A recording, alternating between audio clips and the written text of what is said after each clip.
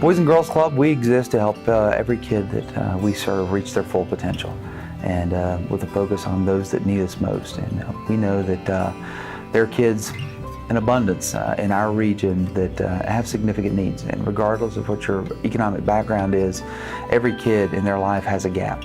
And we seek to fill that gap with good programs, with good people, and meeting their needs to make sure they can reach their full potential. And across the region, we serve over 8,000 kids a year, 1,400 kids a day, with programs that seek to create positive outcomes in the areas of academic success, healthy lifestyles, and good character and citizenship.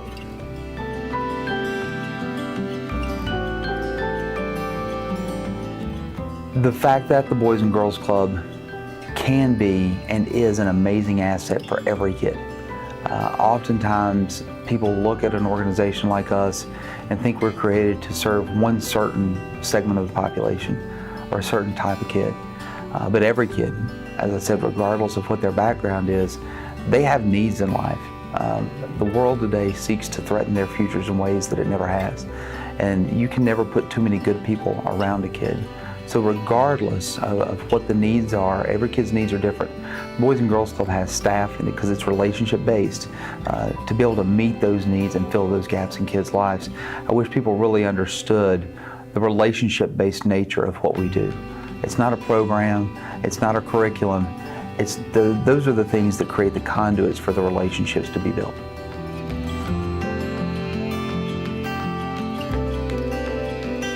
When we have the kids in our facilities, and we've got 15 facilities across our organization, 12 of them here in Knox County, kids have access to it. And whether it's the fact that we do nightly meals every day, or the fact that several of our clubs have community gardens where we're able to distribute fruits and vegetables and recipes to families that say, hey, here's what we harvested out of our garden that we've been growing. Here's a recipe that you can take home and make whatever this meal is. And it also helps educate the families as well. So that's very important. I think in a lot of cases like this, though, it's providing not only the actual food, but the knowledge and information of how they can access it through some of our community partners, whether it's Second Harvest or others, the local food banks, and then be able to utilize it within their homes to eat in a more healthy fashion.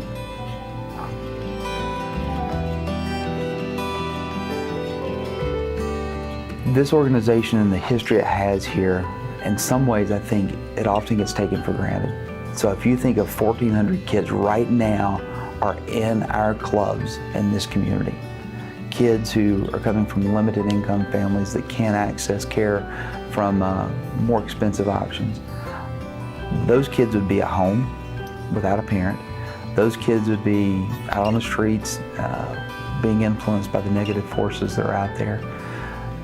We know that research tells us that if kids are coming to the club 105 days a year, that they're twice as likely to graduate high school on time.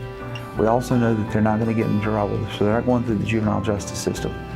The other thing is, from a safety perspective, our kids have eyes on them every day to make sure that they are staying healthy, that they are being cared for, and that if we see something that's a little bit off, we can really intervene in that situation and make sure the kids and the families get the resources they need. So when you look at 1,400 kids a day, over 8,000 a year, I think our community graduation rates would be different.